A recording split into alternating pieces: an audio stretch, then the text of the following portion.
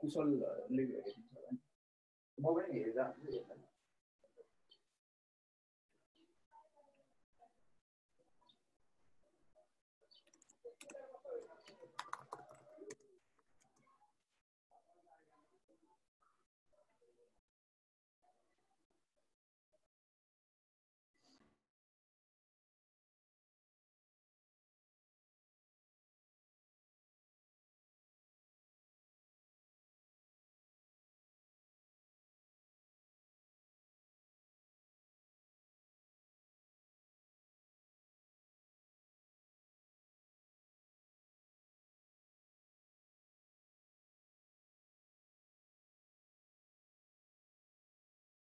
So glad to have you all here.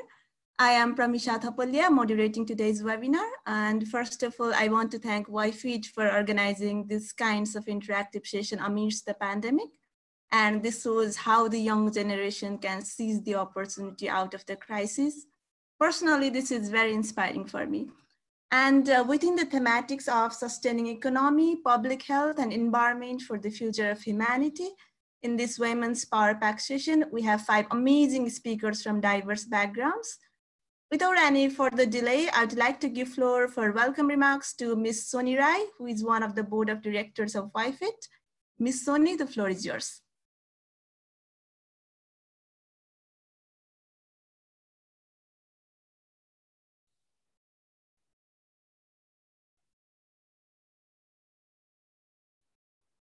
Ms. Soni? Her voice is muted. Okay. Sorry. I didn't check it. I didn't check it out. Thank you. Thank you, Pramisa. Good afternoon, everyone. I'm Soni Rai from the YFIT Foundation. Ladies and gentlemen, I extend my warm welcome to you all on our 4th webinar series on sustaining economy, public health, and environment for the future of humanity in a current global pandemic. We are very delighted to see enthusiastic participations from all over the world to join us here today. Firstly, I would like to thank and recognize our co-organized partner, the United Nations Major Group for Children and Youth, for continuous support and help.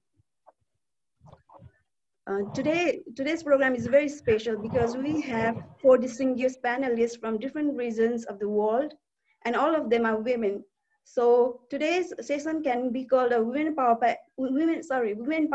Pack session, because we also have female speakers from the moderator to the closing remarks. Now, without further ado, let me introduce all our panelists. We are pleased to welcome Ms. Elenita Sineth Danao. She is the Co-Executive Director at Action Group on Erosion Technology and Concentration. She will be giving her insights on environmental governance and COVID-19 crisis. Secondly, I extend my warm welcome to Ms. Elisa Vaillancourt.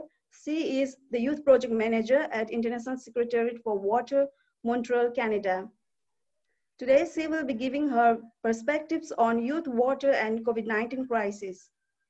Similarly, I extend my friendly welcome to Ms. Beverly Sakungan Alongit. She is the co-chair and CSO Partnership for Development Effectiveness at Manila, Philippines. And she'll be sharing us with her expert opinions on development effectiveness and the COVID-19 crisis. Likewise, we have Ana Luisa Becerra. She was the UN Young Champion of the Earth 2019 awardee, and she's the CEO and at Safe Drinking Water for All at Salvador, Brazil. Lastly, at the Synthesis and Call for Actions, we have Ms. Joyce Naja Mendes. She is the Young Climate Ambassador and board member of the Center for United Nations Constitutional Research, Paraguay and Brazil. I extend my warm welcome to you all, and I hope you'll enjoy this session.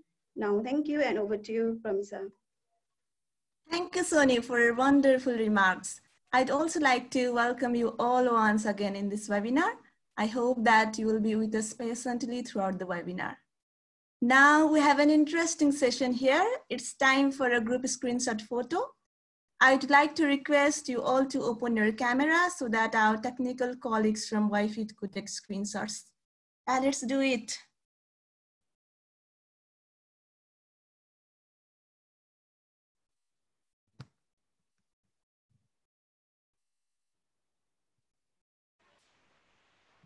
I would like to request everyone to like make some kind of hand gestures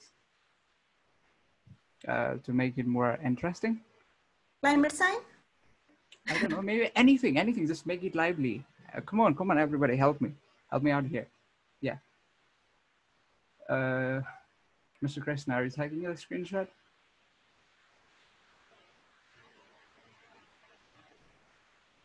Hi everyone. Yeah, just please bear for a minute or two. Thank you. Are we done? Krishna. We are done. Okay, thank you. Thank you, so Ms. Pramisha. Yeah. Without any further delay, now I'd like to move towards our next panel session. And thank you so much for being us in the picture. Before starting, I'd like to brief some technical terms. I want to request to everyone to turn off your microphone if you are not speaking. Also, if you have any question for our panelists, please write your question in the chat box so that I can address them to our panelists later in the session. Similarly, if your question is addressed to the specific panelist, please write her name in the bracket so that I can recognize whom are you referring to.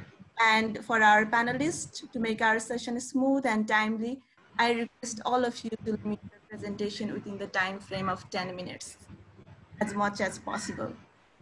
Now, I'd like to move towards our first panelist, Ms. Neth Dano. She will be talking with us today on environmental governance in COVID-19 crisis. Sony had already introduced her, but I would also like to highlight some of her works. Ms. Dano is also an expert in community development and also researcher. She had also represented environmental NGOs in the advisory board to citizen under UNFCCC, and was also appointed by UN Secretary General for 2 years in a group that supports the UN Technology Facilitation Mechanism. Basically, she has a wide range of experiences, and I'm very much looking forward to her talk today. Ms. Dano, the floor is yours. Thank you very much for the kind introductions. I was actually asked to make a brief presentation on environmental governance and COVID-19 in 10 minutes. So I'll try to just highlight key points. The first point that I'd like to highlight is, like, some of us are probably asking, what's the relationship between environmental governance and COVID-19? And I'd like to stress that COVID-19 is as much an environmental concern, environmental crisis, as as much as a public health crisis. Like, most of us only know or recognize the public health concerns around COVID-19.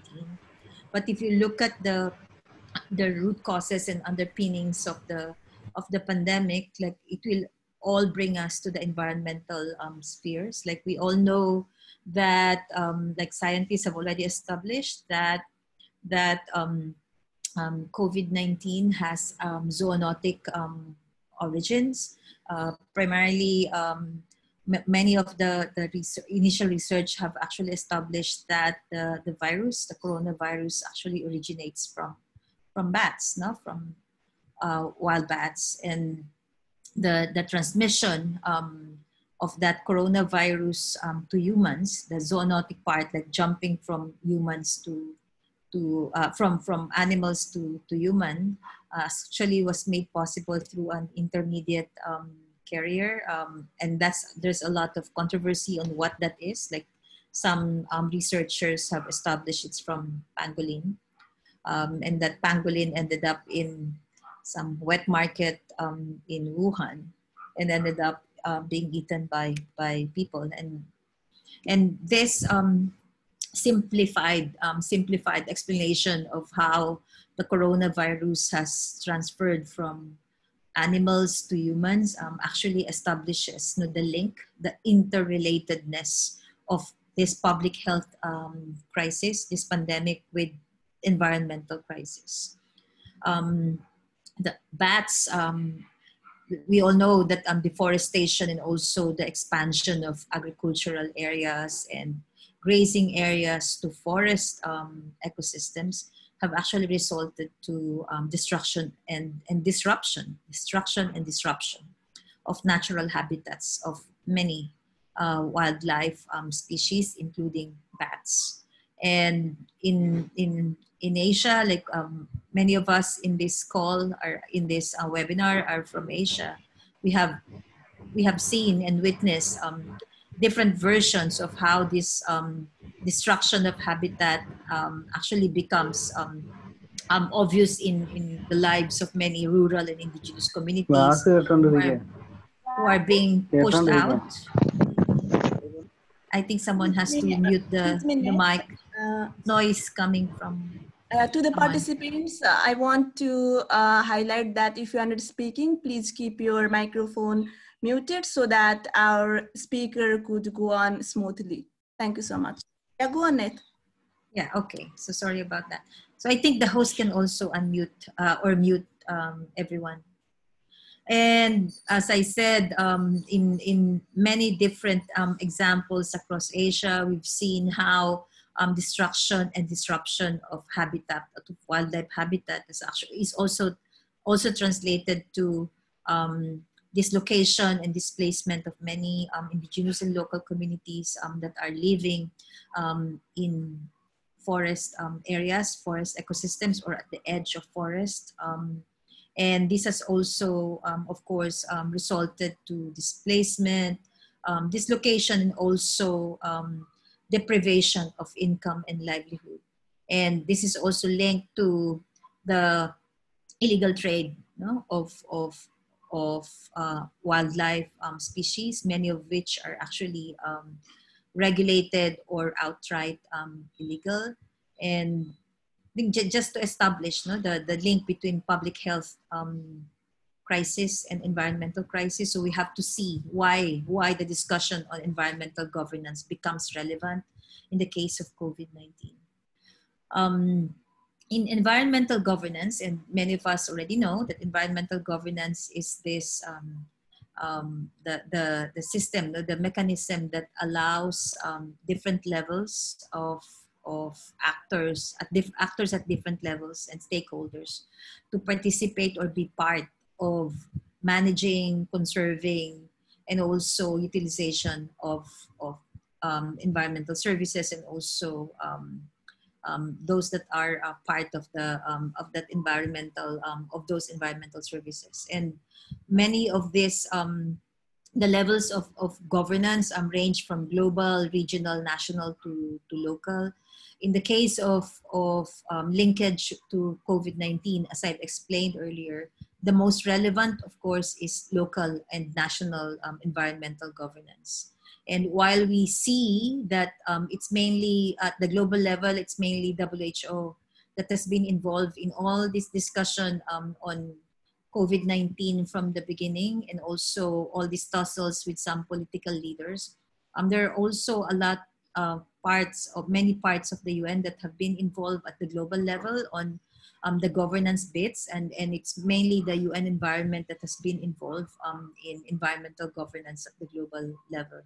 At the national and local level, we see, of course, the institutions that have been tackling environmental issues at the national and local level. And as I said, there's actually very little appreciation of the link between public health emergency and environmental governance. So you actually barely see the presence or active involvement of environmental institutions in dealing with the COVID-19 issue at this time, because it's being wholly seen as a public health emergency and crisis. But if we're talking of local environmental governance, this is the time when local institutions and also traditional institutions that should be involved in decision making, also participation in understanding the situation and also addressing the environmental aspects of this public health emergency should be put in place and should be put in action. And we're talking here of recognition of traditional institutions that are present in many communities, and also especially in indigenous communities where you have collective decision making and also participatory mechanism that would allow members of the community, particularly women and youth, to be part of the discussions and decision making, and also participation in governance around environment at the local level. And this is particularly relevant in the case of women, women who are mostly in charge of providing healthcare at the family and also community level, and also being responsible primarily for caring for the environment in the community, including conserving genetic resources both in forest and also agricultural context. So like these are the players that should be up front and center in discussing environmental governance at the local level. And when we discuss environmental governance, it's not just about participation and also and active involvement in decision making, but also utilizing means of implementation that would enable conservation and effective management and participatory management of environmental of the ecosystems and environmental services. That would also, these means of implementation would include science, the mobilization of science, technology, and innovations to support the conservation and management of the environment. And when we talk of science, technology, and innovation, it's not just about going digital or tapping high tech to be able to support environmental governance, but more importantly in recognizing and appreciating the diverse sources of knowledge that are important in supporting environmental management. And I'm speaking here in particular of the key role of local and traditional knowledge systems in environmental governance.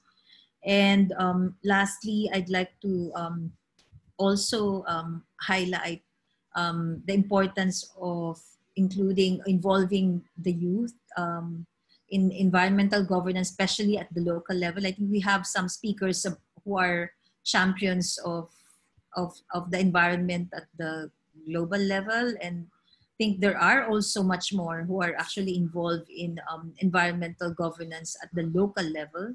And I think we should really strengthen the role of the youth, especially in linking the environment with other equally important development issues such as public health. And the pandemic, as I mentioned at the beginning, is an example of the interrelation and close connection between environment and public health.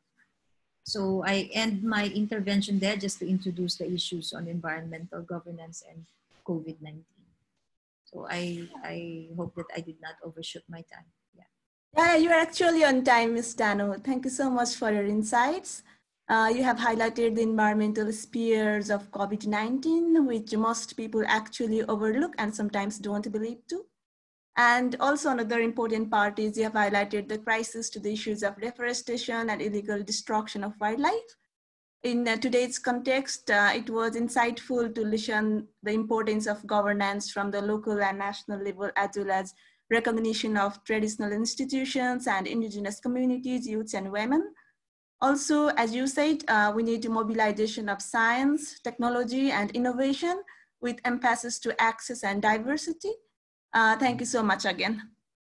Now I'm moving towards our second panelist, Ms. Beverly Sakongan L. Longet.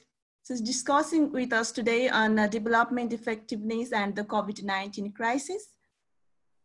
She's an Igorot Indigenous Peoples Global Leader belonging to the Bonto Kankane people of the Cordillera, Philippines. She's also a champion for the rights of Indigenous people, national minorities, the youth, and the environment through her active role in the social movements and human rights organization. Ms. Longit is the global coordinator of the International Indigenous Peoples Movement for Self-Determination and Liberation also. Ms. Longit, now the floor is yours.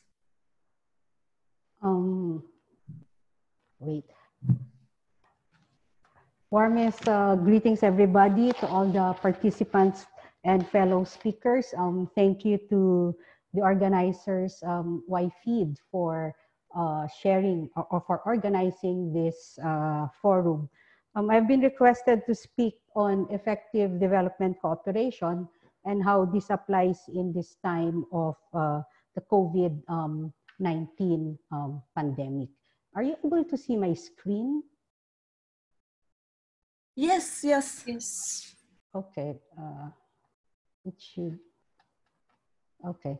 I think most of us would already know that the COVID pandemic continues to spread globally, and it adversely affects vulnerable populations the most, and that includes not only the youth and the women and people with disabilities, but it includes indigenous peoples in different regions. It also exacerbates the existing development challenges that we face, and in fact, it has an impact on the delivery of sustainable development goals. So in able to deal with these impacts or effects, it would require what we call effective development cooperation and partnerships that would put primacy on international solidarity and putting human rights at the core of development. It is interesting to note that in one of the studies of this United Nations university, it notes that the economic impact of COVID-19 will increase poverty levels for the first time in 3 decades, pushing more than 500 million people or 8% of humanity into poverty. But the figures can actually vary, or it can actually increase depending on the poverty threshold that you use. Either you use the low 5% poverty threshold of $1.90 per day, or the medium 10% threshold that measures it if people can survive in $3.20 a day, or the higher poverty threshold of $5.50 a day. But regardless of what threshold you will use, around 85 to 135 million people will be pushed to below poverty lines. But it is also interesting to note that in this study, it actually calls or puts importance on what we call providing social safety nets. Second, it also looks into how governments or how states respond to the COVID-19 pandemic, especially in developing countries. And of course, what can the international community do to help address the pandemic? And then of course, fourth, since we're talking of sustainable development goals, definitely this will have an impact on the goal to reach zero poverty or zero hunger come the year 2030. So there's a pushback as far as development goals are concerned. But what do you mean then? But in all of this context, what do you mean by effective development cooperation? Well, effective development cooperation refers to 4 principles that governments, who are the duty bearers, rights holders, people, and private sector have coined, no? Around in 2010 or 2011. And they speak of 4 principles. The issue of ownership, wherein you have developing countries being able to lead the course of development and being able to respond to their specific situation and their specific needs. 2, the principle of focus on results, meaning it should be able to eradicate poverty and it should be able to decrease inequality, at the same time enhancing the capacities of developing countries. And of course, 3, the issue of inclusive partnerships, and that includes civil society organizations, people's organizations, or mass movements, and recognizing them as development actors. Because in the past, when you speak of civil society, when you speak of NGO, they would say that we are only fun, or we are only good at criticizing, but we fall short in actions. But in this case, we are recognized as development actors in our own right. And of course, the issue of transparency and accountability for the beneficiaries of development. But what is the global context wherein effective development cooperation operates? One, the fact is the international community actually has failed in fulfilling its development cooperation commitments, referring to developed countries or donor countries. And two, the situation wherein we have a already shrinking civic space and a much deteriorated enabling environment for civil society. And this has been happening even before COVID-19 pandemic. So if you look at the data that I'm showing you now, supposedly donor countries have a commitment of providing 0.7% of their gross national income to development assistance. But if you look at the latest data, actually all of the donor countries except for 5 were able to fulfill their obligation of providing 0.7% GNI to development assistance. But sometimes this is not actually a case of simply what they call this aid as layman's or we ordinary people would understand. To a certain extent, this is actually also a recognition of the historical debt of developing countries from the time of colonization to this period of neoliberalism, wherein much of so-called development has actually resulted to the destruction of people's lives, communities, and the environment. And what is not also being mentioned in, it doesn't like to move.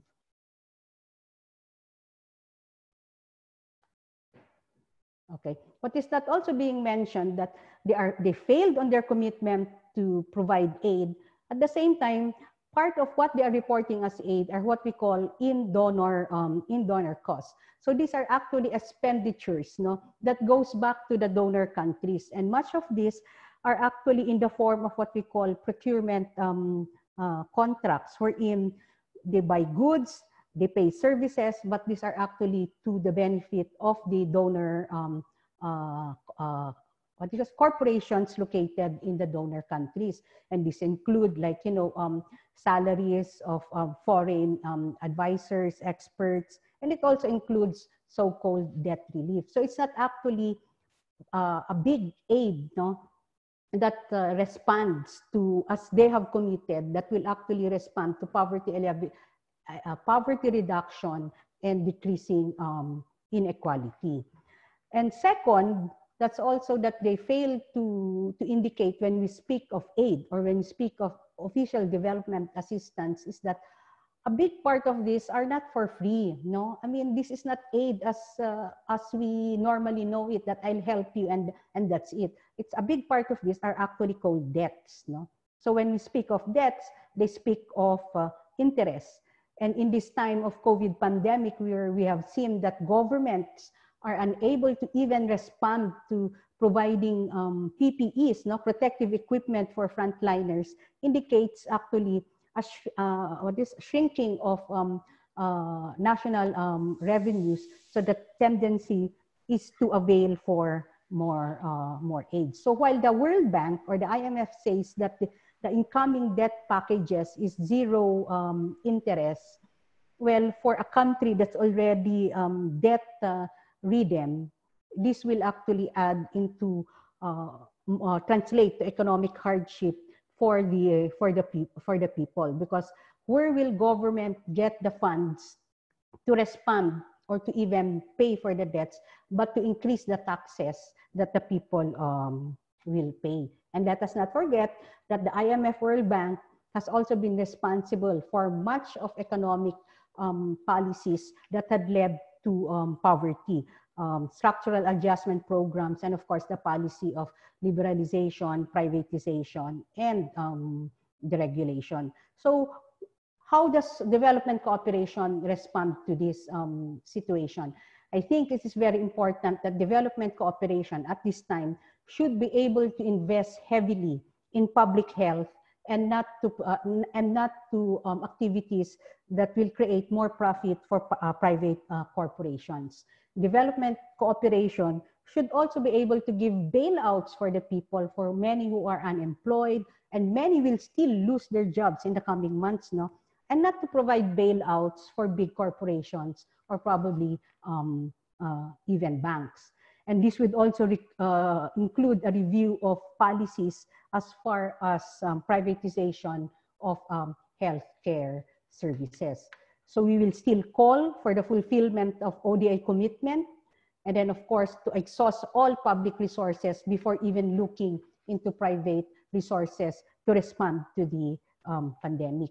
The second issue, and this is towards the end of my presentation, is the issue of enabling environment. If we look now, many of the states actually responded to a health problem by addressing it as a security problem. Most of the states, especially in developing countries, in Asia, in South Asia, have responded through lockdowns and quarantines. I mean, I think that's okay because we want to spread the disease. But in the absence of a coherent, comprehensive plan to address the COVID pandemic, we have seen more of repression. We have seen more of arrest of migrant workers, like in the case of India, who want to go home, but they have been arrested. We have seen people being arrested because simply they don't have face masks, no? And the United Nations High Commissioner and Human Rights has actually called the attention of states that they should not use the COVID pandemic to come out with more repressive or draconian measures against the people. And it is sad to say, like in the case of the Philippines, just a few minutes ago, our Congress has approved an anti-terror law that will infringe on the basic rights of people to free expression and to assemble. No? And we have also seen the similar implementation of this law in Africa.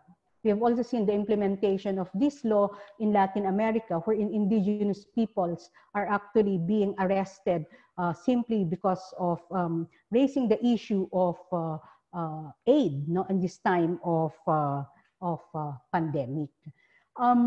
So at this time, when you speak of development cooperation, we should be able to condemn authoritarian measures to address the public health crisis. As we mentioned, this is a health problem. This is not a security problem. And donors should be able to see to it that the funds that they provide, especially in this time, should not go into supporting such measures. And then, of course, I think in all of this, CSOs also should be given leeway or be allowed to participate in addressing the COVID pandemic, not unlike in many reports that we have received, that even the distribution of humanitarian aid are considered as acts of terrorism.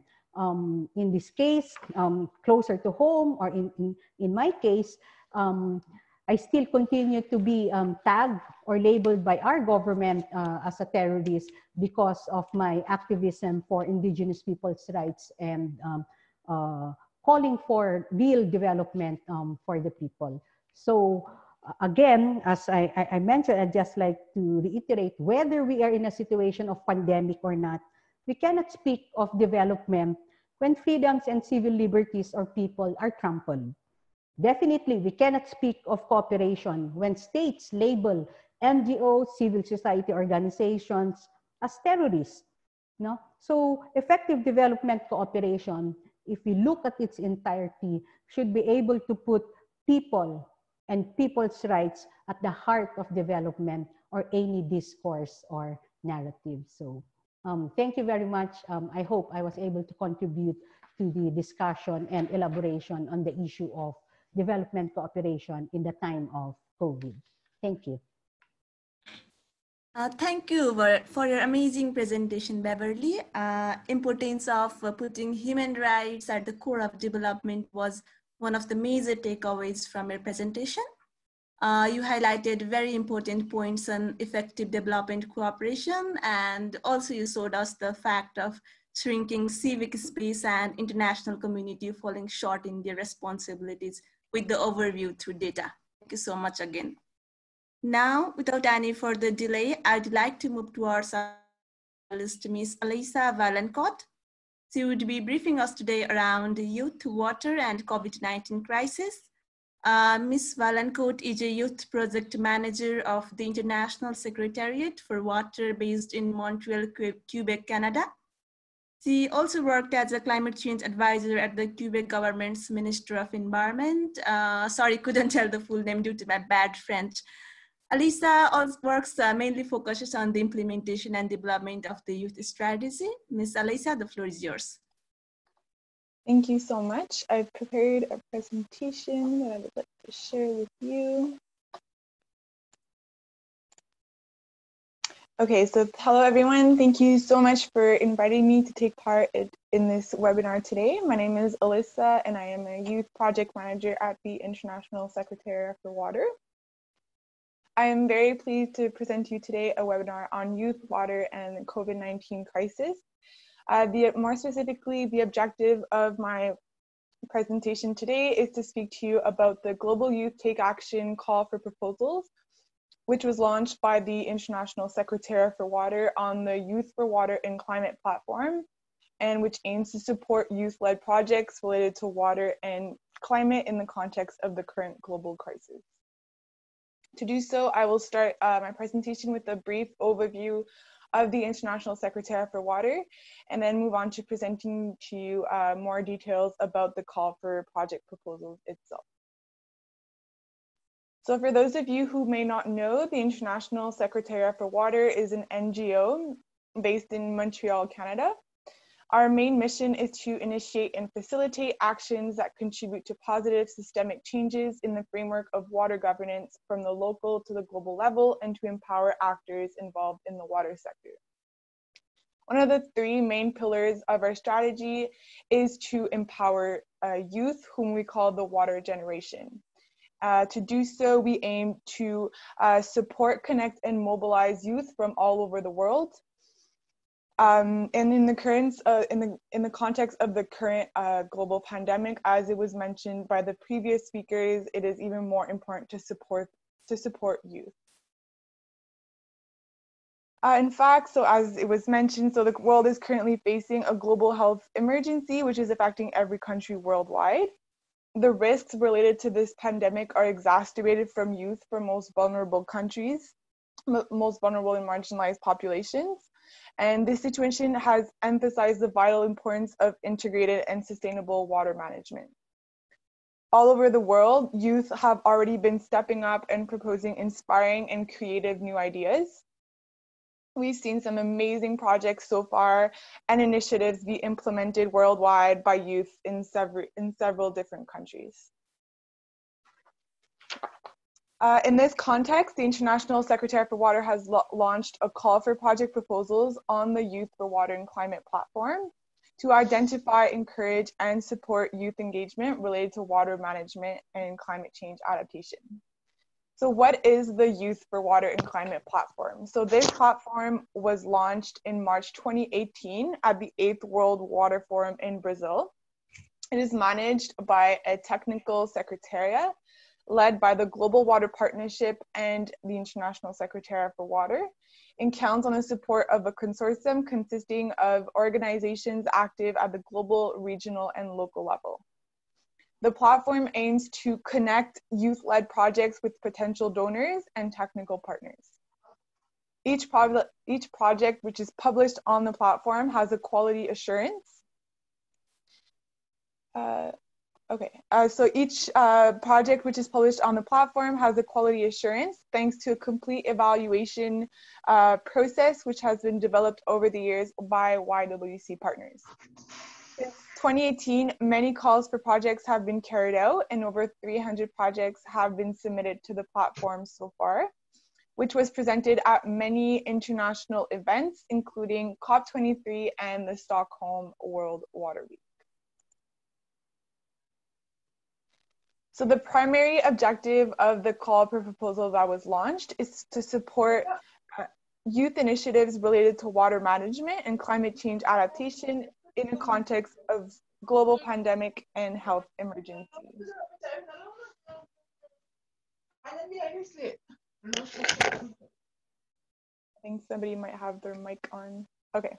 So the call for project is structured over 4 main themes, and to be eligible, your project must relate to at least one of these 4 themes. So the first theme is water and health. So this includes all projects related to water, sanitation, and hygiene, emergency response related to the current COVID-19 pandemic. It could also include sensitization campaigns, health campaigns, projects related to waterborne diseases as well.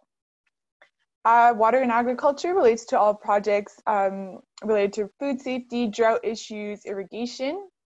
Water-related risks, so relates to risk management, recovery and response to natural disasters, floods. And finally, sharing water can be related to transboundary cooperation, water and peace. So as you can see, the projects can be related to COVID-19 pandemic to be eligible, but they do not have to be. So to be eligible, the project must be conceived, led, and implemented by youth aged between 18 and 35. This is, I would say, the most important part. You really need to emphasize on this in your project submission. Furthermore, project leaders should have some project management experience.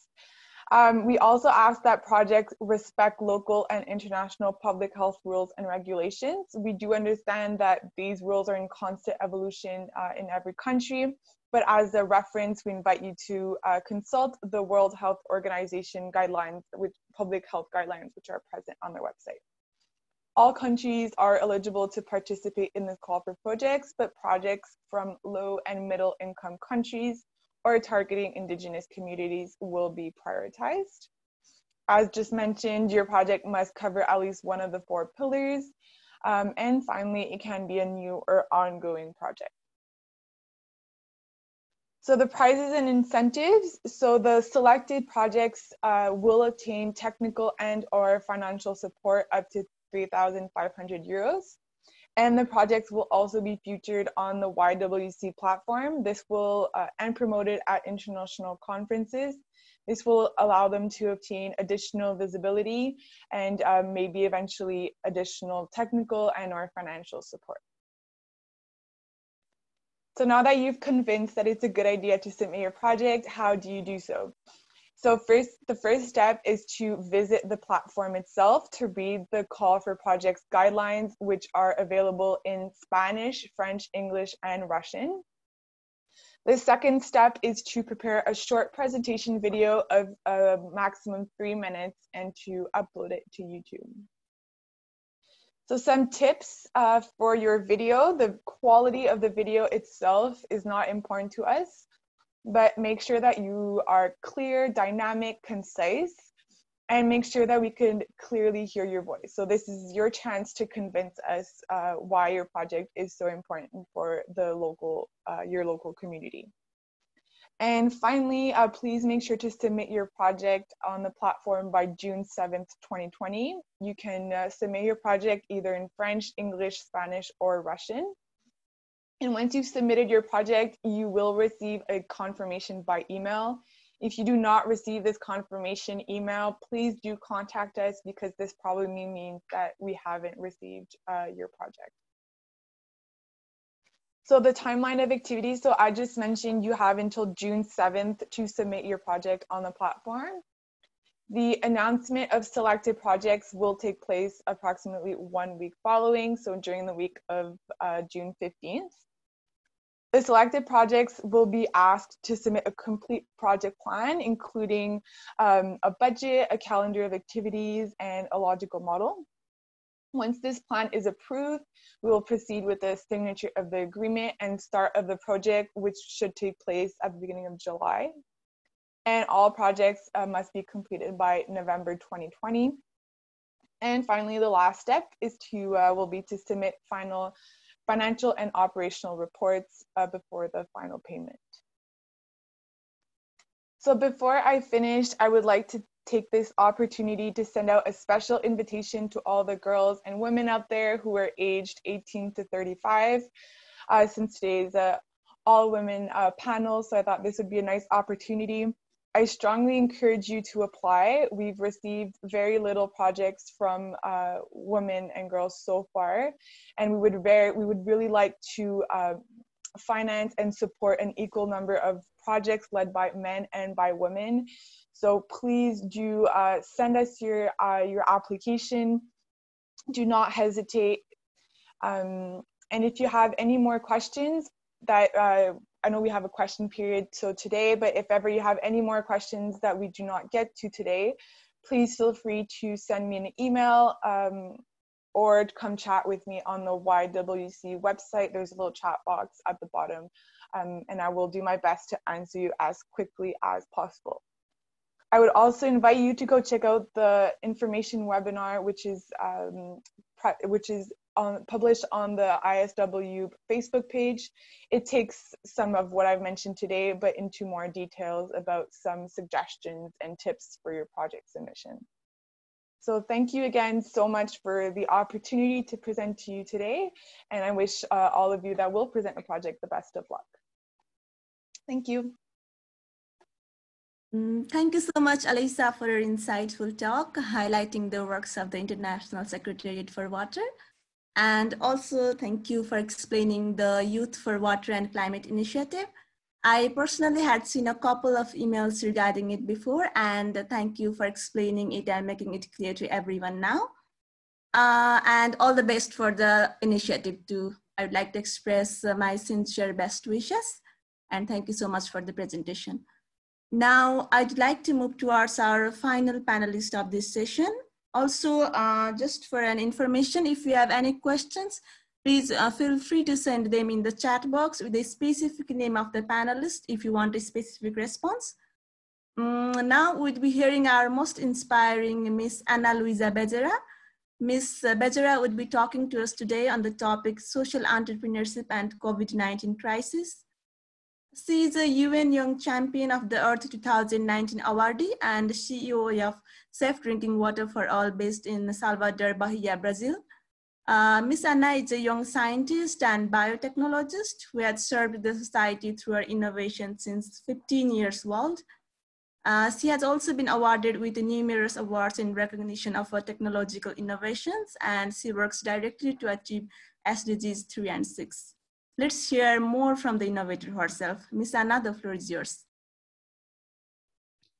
Thank you so much, Parmisha, and specifically, Eliza, I liked so much of your speak, and I will submit my project also. Hi, everyone. As Parmisha presented me, I'm a biotechnologist, one of the last UN Young Champion of the Earth. At 15, I developed my first technology. I will share some. Oh, I can't share my screen, but I will try to represent everything that I tell you. I developed at the age of 15 a technology called Aqualus that we use to treat the water in the rainwater harvest system. Okay, sorry, Anna, to interrupt you. Now you can see your screen if you want to see it. Okay. Okay, sorry. No, that's okay. Are everyone seeing? This is Aqualus. We put this technology directly in the cisterns. This is one part of the cistern, the outlet of the pump, hand pump of the cistern. We connect Aqualus. It's the only technology focused on rainwater harvesting system using just sunlight. We focus, of course, in rural areas without access to water. And right now, Aqualus is one of the technologies part of my startup, SCW, that is Safe Drinking Water for All. It's part of our portfolio. And I will show you a quick, because I want to show another technology. But this is me with Aqualus and one of our beneficiaries. It's another one. As you can see, we connected directly to the outlet of the cistern. So every time the users pump it, it will pass through a filter that is right here. This is a fabric filter, so the user can also wash and change whenever they like. It's not difficult. And every time the water passes through, it cleans the water, so it's really clean by the filter. And after this, the water keeps in this tank for 2 up to 4 hours until our sensor changes color. It's be like this, so the user can know that they can pick the water from the tap and put it in their homes to be really safe to drink. And our goal in STW is to develop technologies that make access to water and sanitation a universal right, specifically in time like this, where we are now, that water and sanitation is really, really essential for disease prevention. With Aqualuz, we have already impacted more than 1.5 thousand people in Brazil, and counts with not only Aqualuz, but with a solar desalinizer, Aquasolina, that we're still developing, and with our new technology to combat the coronavirus crisis for people passing the streets, that is Aquapluf. This is a picture, a real picture here in Brazil. Of course, everything is Portuguese, but this is a hashtag of staying home. If you need to leave, use the mask of our current government in Bahia. And this is Aquapluf. Aquapluf, it's a device for collection of rainwater. We collect the rainwater from places like the bus stop, for example, and with the aim to filtering and store this water and making it available to the street population, people passing through the street or people who are in the situation of living in the streets for now. We coupled the structure with tap water and with, let me see, this is a soap dispenser, allowing up to 100 hand washing per day with the water from the rain. This is a rain period here in Bahia, in my state, so it's really nice to use it, but we are not only using the rain. It can be connected directly for the water from the streets. So every time it's not raining, the water will be available anyway. And the projects consist of implanting these devices in points around the cities and enable the protections of people that are currently passing by. So we can also establish a culture even after the coronavirus crisis is over. We can establish this culture for them to clean the water whenever they are in places like this, mainly in bus stops, but also in supermarkets, shopping centers, and whatever places where we can connect the pipe to collect the rainwater, and also to connect the pipe to be available water anytime they want. And yeah, that's it. That's my presentation. For I guess I have some other picture. Just to a quick explaining, we collect the rainwater from roofs like this. We have a system collecting all the water from here, and we have a disinfection chemical in the rainwater. But also we have some part of the tank will be used also for the water from the streets.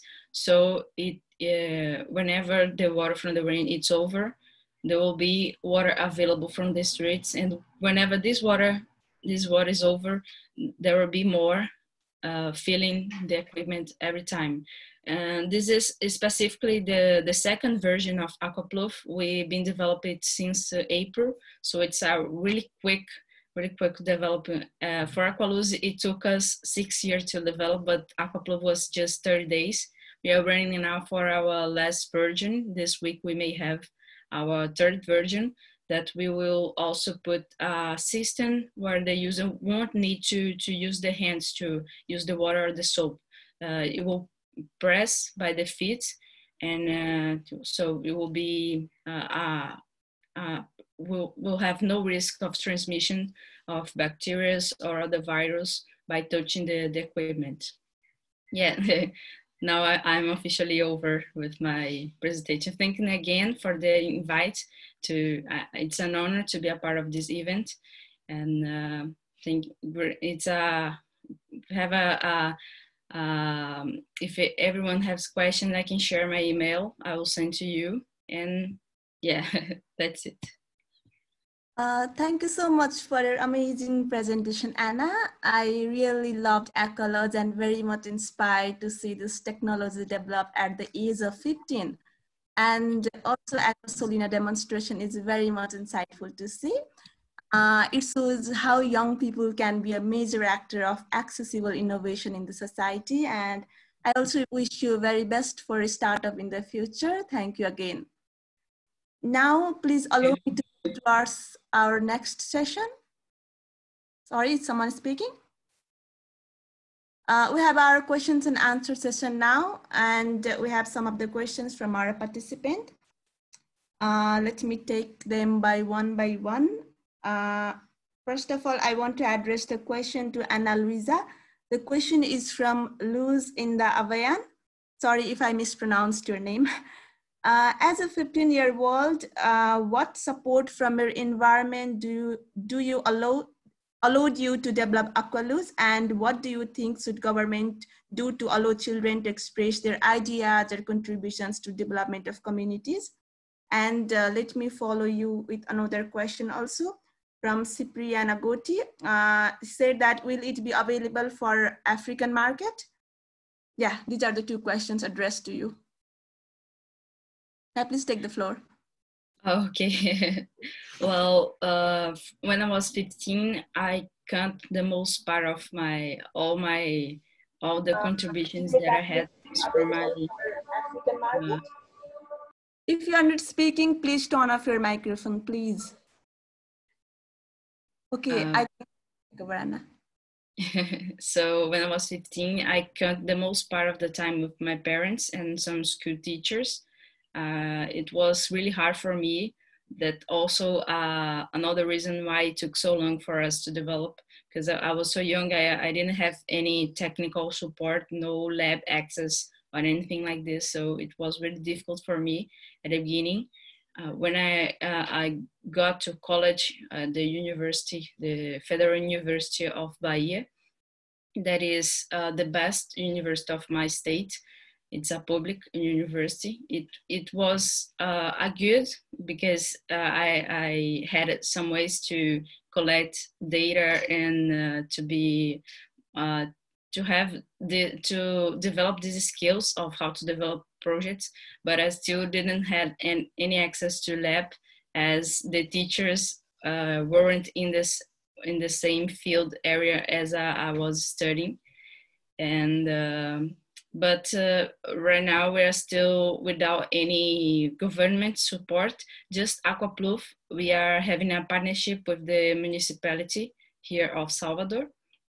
And it's really great because with their help, we can really quick install the equipment in the streets, as it's a public area, so we need their authorization to do it. Yeah, I'm not sure if I answer all the questions. There's still something I need to answer. There is another question from Ibrahim. The question is, how do you plan to expand your innovation across some other part of the world?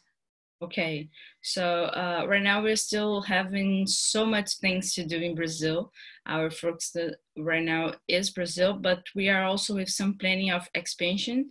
Last year, we launched a crowdfunding campaign to go to Africa, specifically Madagascar, and implement some units with in partnership with a Brazilian NGO that works there. But we weren't very successful, but we are still not giving up yet. We have plans to go, but it's possibly because of the coronavirus crisis, it's possibly to happen just for 2021. Right now, we think that it won't be possible for us to expand, But after the UN Young Champion Award, we became really international recognized. And so sometimes we receive invitations not only to participate to events, but with people wanting to take Aqualus mainly for other countries. So we are in contact with some people, some organizations to make plans to do it. But the main difficulty for us is the export of the technology to export it. It's really hard. We are trying to find some ways to produce in other countries, but it's still at this patent. It's really complicated for us, and also because we are still very small and we don't have money to do it. Yeah, Anna, thank you. And here is one question from Aline, a bit kind of advice he needs. And the question is, how can we become more innovative in this competitive world? It's for me too? Yeah. Well, for me, I always, since I was a kid, I always had a dream to become a scientist and change the world. I was really curious about things. Like I was, for example, once really curious about why the sky is blue, and it took me some time to understand why it changes the color, because some waves. Now I forgot the whole answer, but I watched so much documentaries about scientific and astronomical things.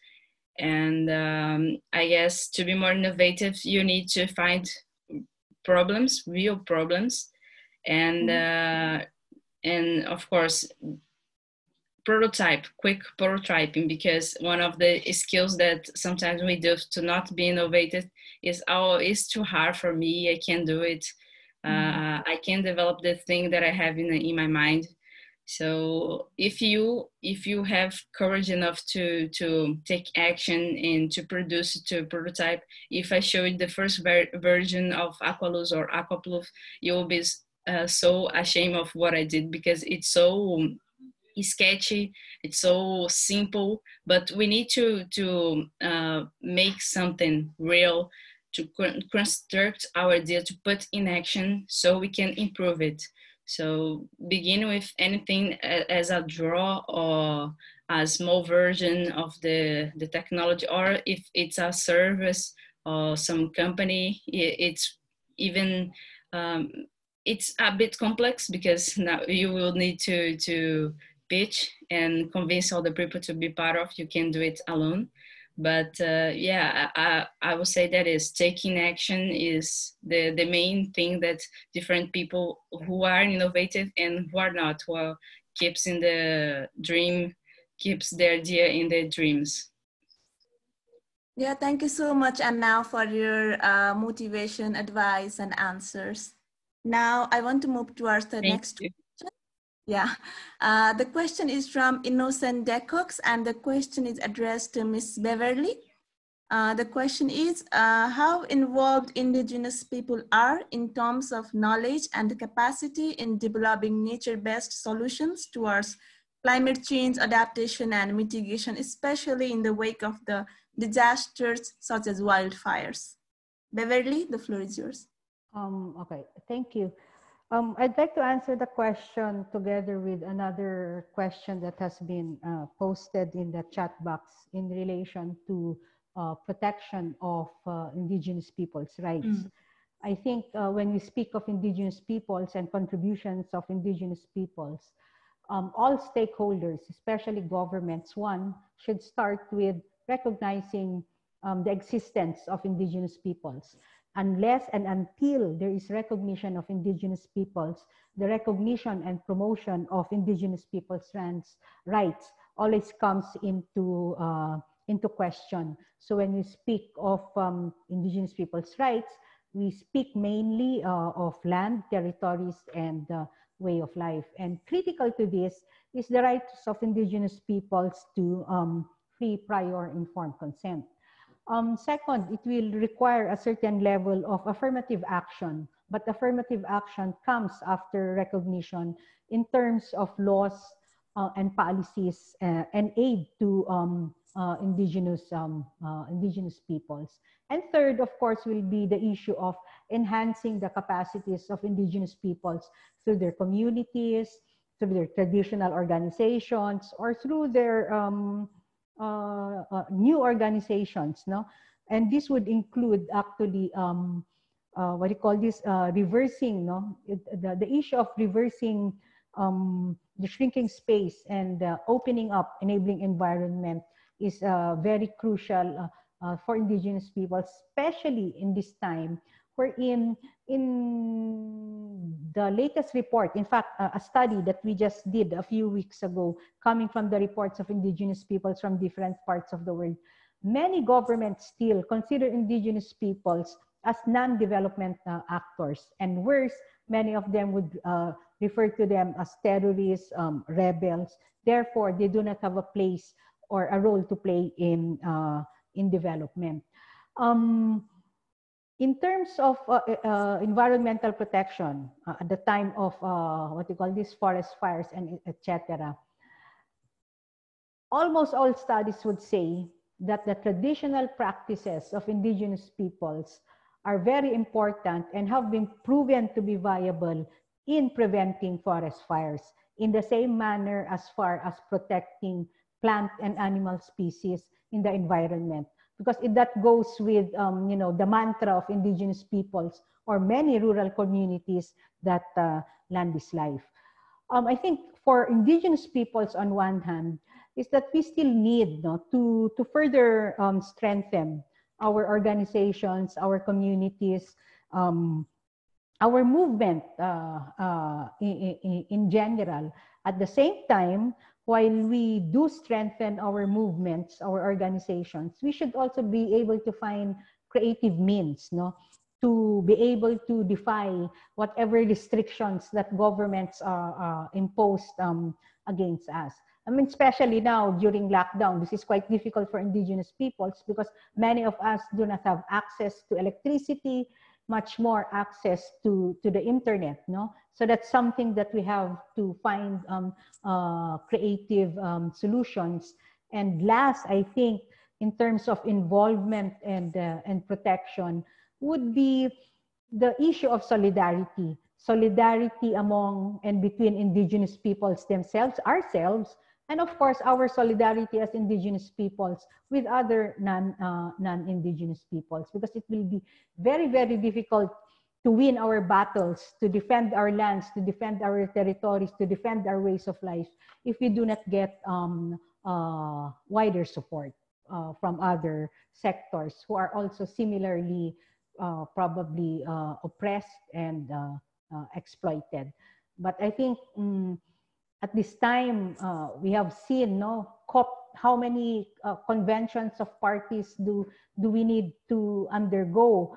The mere fact that the number, I mean, we keep on doing this every year is the fact that it has failed, no? Maybe it's about time that we listen to indigenous peoples, and probably, and the solutions would lie in traditional practices that can be replicated, not only at micro level, but even at macro national level.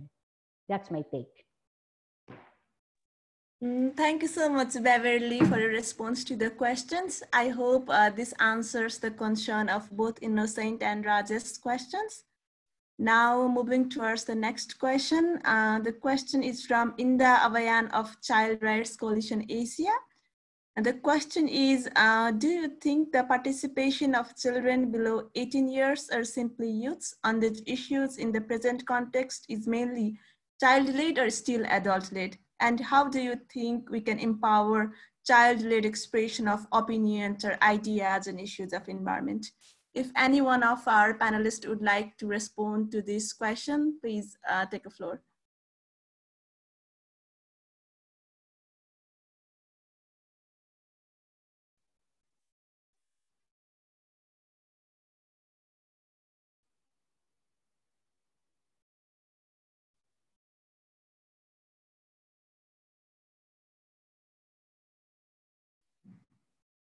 Anyone? Maybe Eliza? Yes, I could try and answer. So could you just repeat the question for me, please? Do you think the participation of children or youths on the environmental issues are mainly, the initiatives are mainly child-led or still adult-led? I understand this from his question. And he says, how do you think we can empower child-led expression of opinions or ideas and issues of environment? Well, I think that the presentation we just had by Ana Luisa, who was very, very inspiring. Congratulations, by the way, Ana Luisa, for your amazing project and for your inspiring presentation. I think that she's the perfect example of a child-led solution, if we could say. Of course, that the environment in which these children are brought up definitely, I believe, has an influence. But I think that it is possible to have child-led solutions from children under the age of 18, such as Ana Luisa just brilliantly demonstrated. And I think the second part of the question was, how do you think you can empower child-led expression of opinions, ideas? I think that it's so very important to give a place for youth, and especially, so we focus more specifically on youth aged 18 to 35, but I think that children also have a very important role to play, as to we've seen with the strikes so far that have been happening over the last year, which were brought upon by Greta Thunberg, but have been, and so many other children also that maybe we speak of them maybe less than Greta Thunberg, but that also participated very strongly in all these strikes for environment, on the issues of environment. And I think that children have a very important role to play, because these are the children that are going to be living with the environment that we're creating now for many years to come. And their voice is very powerful when brought together, as we have seen in the last year. And I think that to empower child-led expression is to give them the place to express themselves, to allow them to be heard, and to give value also to their opinions and to their thoughts. And and I think that we will all be able to build a much stronger society if we give more place and empower the youth and children to be heard. Thank you so much, Eliza, for the response to these questions. Now we have last two questions, and I request Net to address these questions, as it is also directly related to environmental governance. The questions are, what measures government must take to minimize deforestation in the present COVID-19 context? The question is from Priyanka Syama. And another question from Saddam: how to ensure that the government in third world countries will spend the funds in the right direction? Net, the floor is yours. I will not turn on my video because my internet is quite bad. Like the audio is even breaking. Can you hear me? Yeah, we can hear you clearly. Can you repeat the first question? I actually did not hear it well. The first question is, what measures government must take to minimize deforestation in the present COVID-19 context? I think the response to that is actually far broader than limiting it to the issue of deforestation, because, like, as we know, deforestation or forest management is actually just a component of bigger environmental and economic policies of governments, like how ecosystems, services, and also natural resources are actually viewed by governments in overall economic development of the country. Like in many countries in Southeast Asia, for example, there isn't much forest anyway to lose. It's just that the whole issue that related to forest management is actually connected to what Beverly was talking about earlier, no, on the role and also recognition of the value of the role of indigenous communities in decision making and policy making related to natural resource management. And it's also key that the whole discussion of forest management is not limited to the resource, as in the logs, no, or that are being reduced to economic resources, because like as Beverly mentioned, there is actually a much more holistic value of forest in the context of indigenous peoples. It's all about territories and identity. And unless those values are actually recognized by governments, there will be this continuous tragedy of reducing forest into logs and economic value. And in a more strategic direction, the only sustainable way to address concerns around deforestation is to really involve communities in decision making, and also providing value and recognizing the value that local indigenous communities give to the environment, which is beyond economics. Also, on that question on how to ensure that funds go to the right direction.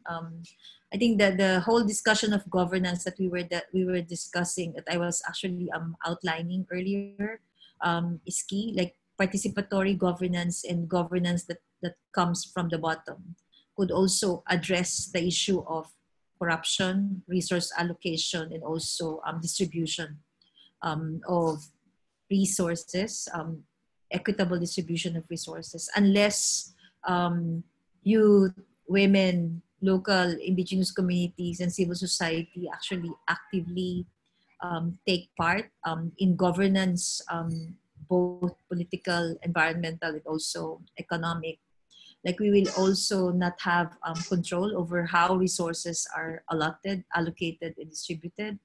Like unless we assert that mechanisms are put in place to allow participation and also transparency in decision making, we will not have any role at all in deciding on how resources are being allocated. So it's really not empowerment coming from the sky, but actually empowerment coming from the bottom.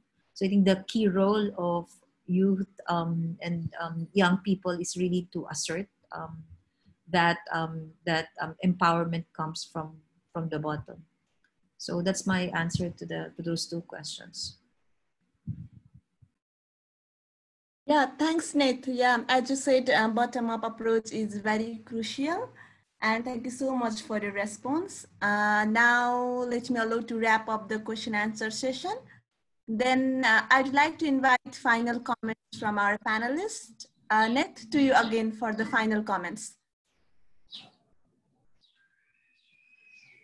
Hello? Sorry, Rubina. I asked Nate for the final comments. So just to thank YFeed for the invitation, and also for the interest of the youth and young people who are members of YFeed and the network on these issues. I really hope that we could actually contribute to your future discussions. Yeah, thank you so much, Annette, for being with us today and for your valuable insights. Now, I'd like to request Beverly to take the floor for your final comments. Well, I'd like to, first of all, I'd like to thank YFeed, for organizing this very important forum. And I think it's really to look into what the youth can do and the role of the youth in this crazy world of ours.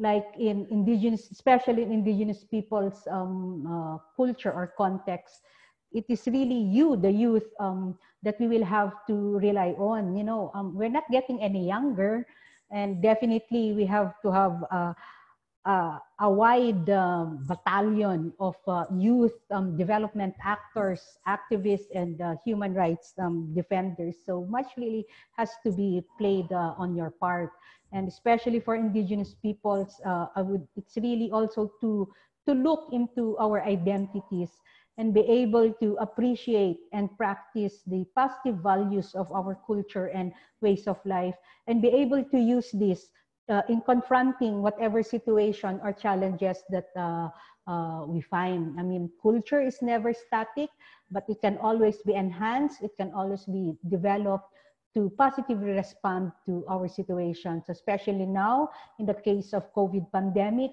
We have been proven again that there's really a need to protect the environment so that we will be able to avoid future pandemics again, as scientists or even Net spoke about it a while ago, the role of deforestation and the pandemics.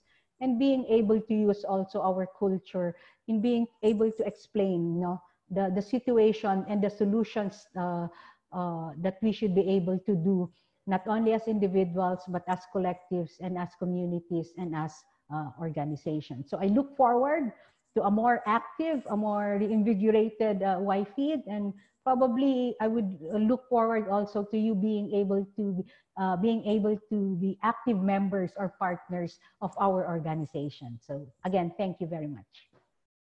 Thank you so much, Beverly, for your inspiring comments to us young people, and thank you for being with us today. And now let's move to our Eliza. Eliza, the floor is yours for the final comments. Yes, thank you. So thank you again, YFeed, for this amazing opportunity, and congratulations on organizing a very interesting and inspiring webinar today. So as some final words, I would just like to say that I think all of the speakers today and during this webinar had the chance to demonstrate at which point the importance of youth action, especially in the currents of the in the context of the current COVID-19 pandemic. I think the speakers have also underlined the importance of the link between environmental questions, environmental management, and the current pandemic. And I think this pandemic is underlining the importance of sustainable water management and governance. And for this reason, I encourage all youth, so my final words, I encourage all youth and especially women to, if you have, I know that a lot of you are engaged and already mobilized and presenting already some very interesting, innovative projects. So please do not hesitate to submit your project and contact us if ever you have any other questions that we may be able to help you with. Thank you. Thank you so much, Eliza, for your inspiring remarks and encouraging our participants to be part of your initiative. Thank you so much again for being with us today. Now let's move towards Anna. Anna, the floor is yours for your final words. Well, I would say mainly for the young people, don't be afraid to act. Be the protagonist of your dreams. Put into practice. Inspire other young people to contribute to the society, to the environmental. In this pandemic moment, we need even more people acting for the common good. And thank you again for the invitation. It was an honor to participate in this webinar and discuss relevant topics for the moment with the other panelists. I learned a lot. And I hope I have inspired more people and more young people to follow on their dreams. Thank you. Thank you, Anna, for your motivating remarks to the future young champions. And thank you so much for being with us today. And now let's move towards another session. Ms. Joyce Naz Mendes would brief us synthesis and call for actions today. Joyce is also a very good friend of mine. She's a young climate ambassador and board member of the Center for United Nations Constitutional Research and based in Paraguay and Brazil. She's a techno-Germanist. I don't know what the term is about because when I Googled it, I only saw to you. So I guess you would brief it with us later. And she's also a sustainable activist working on the water, energy, food nexus with several engagements. Miss Joyce, I humbly request you to limit your briefing within 5 minutes. And yes, the floor is yours. Thank you very much, everybody. Can you hear me well? Yeah. Alrighty, so well, first of all, techno-shamanism is basically part of my multicultural background. Part of my family is indigenous peoples from the north of Colombia and Venezuela, is the Guayu peoples. So I grew up learning this, and I also have a background in energy engineering and in biotech. So techno-shamanism is to join the traditional knowledge, but also with the current technologies, trying, to look for a sustainable pathway and making the two worlds to contribute and no go, like in parallel, but actually like working towards an integrative approach. So anyway, basically, I was very excited about this call, and I think that we relating somehow all the topics. So just at the beginning, we have Ms. Neff talking at this global environmental crisis governance. And we see that it's completely interrelated with the virus crisis. I mean, if you see at the root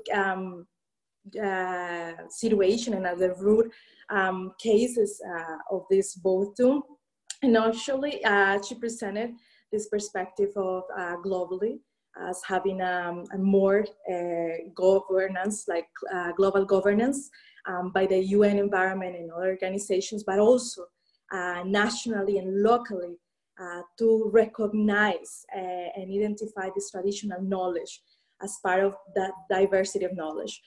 Later on also we have with Beverly this effective approach of thinking in development and in cooperation as well as enhancing the health capacities as well, and thinking about this crisis not just as a security crisis, but also as a health problem. So bringing more not authoritarian measures, but being more participative as well.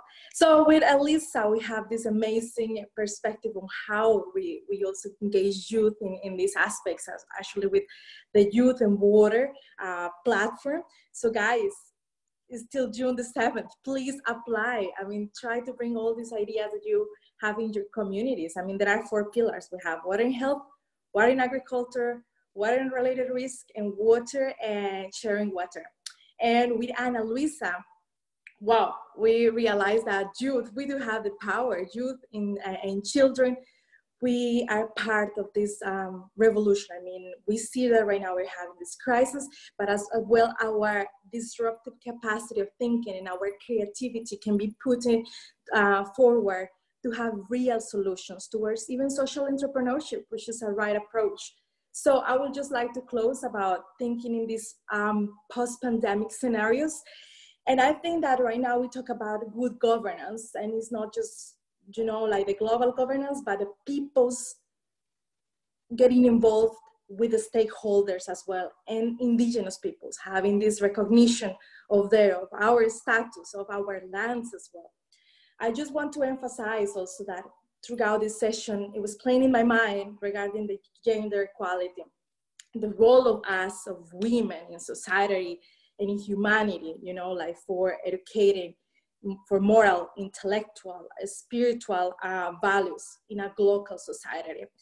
And last but not least, as well as about the global federal governance. I mean, this year, it is the 75th year of the creation of the UN.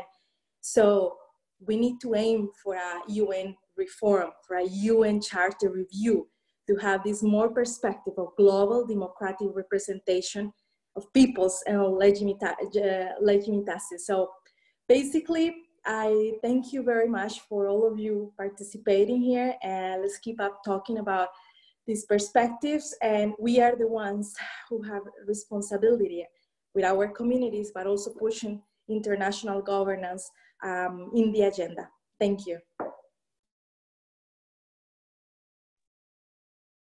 Thank you to our techno-journalist for your comprehensive summary and briefing. I really loved it, and I hope our participants loved it too.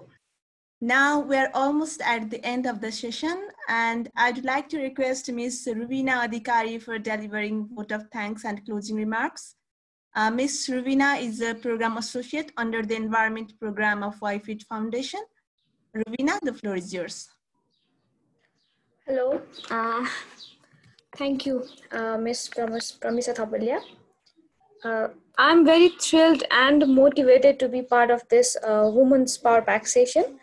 We heard some excellent women talking about some very crucial issues, and it is a moment of pride seeing a woman supporting women, because as they say, the woman who does not require validation is the most feared woman in the planet. And for this, I would like to thank whole YFIT family for giving this platform, our technical team who were there working throughout the session to make sure nothing goes wrong, our moderator, Ms. Pramisa Thapalia, to run the event very smoothly, and last but obviously not the least, our panelists who are here today, despite everything going around the world, for taking the time out. We heard about the repercussions of COVID-19 in our lives and how it can be controlled. We need transparency, we need inclusive development partnership to eradicate, and contribution of youths in water and climate, and how we prove that age is not limit to achieve anything. And I just want to say that we all are very proud of you, and let's just hope this sort of inclusive webinar happens very frequently in the coming future. And with this, I would like to thank you again for joining us. Thank you so much, Ruvina. Reiterating you, I'd also like to thank our panelists and speakers for the awesome session today. Also, a big thanks to our participants for being patient with us all the time.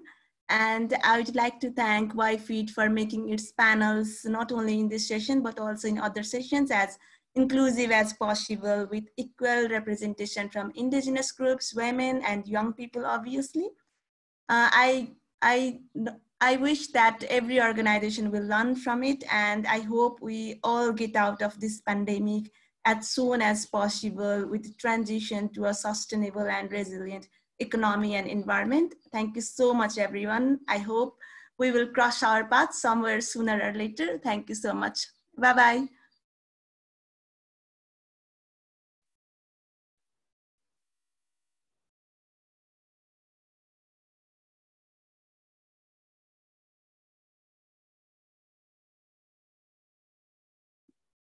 Bye. Thanks, everyone. Thank you everyone, and especially speakers for joining us, and look forward for more in coming future. Thank you. Yes, thank you. Bye everyone, and thank you for such a wonderful session for Beverly Madam and other Madam. Thank you everyone. Thank you everyone. Keep safe. Hope to see you soon. Bye. Bye.